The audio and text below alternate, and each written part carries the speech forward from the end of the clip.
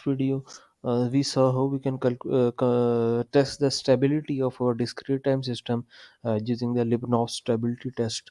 So, in that method, we found out that this system, again, we would be using the same system.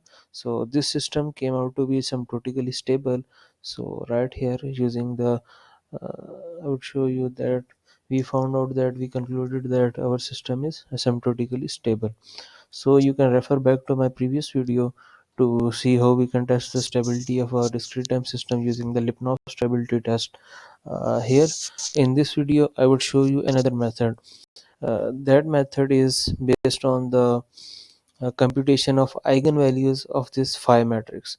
This matrix right here is our phi matrix. So if we calculate the eigenvalues of this matrix by either using the MATLAB, or we can do that by hand using this method. By MATLAB you can use this method, and by hand we can use this method.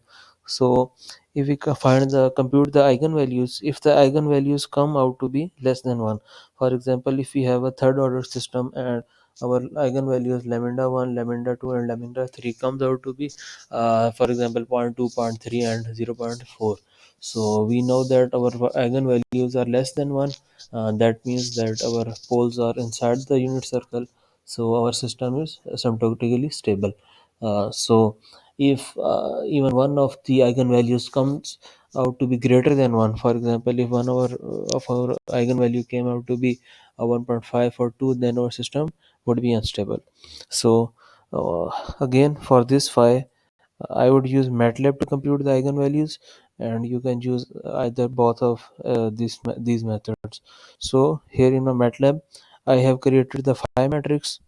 Our phi matrix was 0 0.4, 0, minus 0 0.4, and 0 0.6. So, and then I am calculating the eigenvalues using this command eig into phi.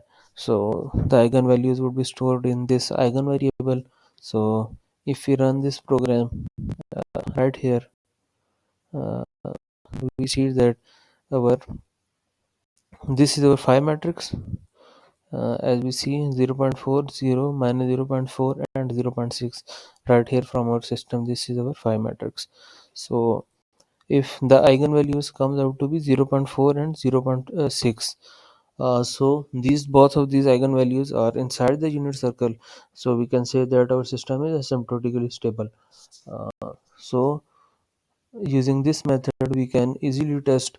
This method requires less computations, and Lyapunov method have its own advantages, but we can use also this method by calculating the eigenvalues of phi and testing the stability of the system. But one thing to remember right here is that our system should have an equilibrium point at 0 and at origin.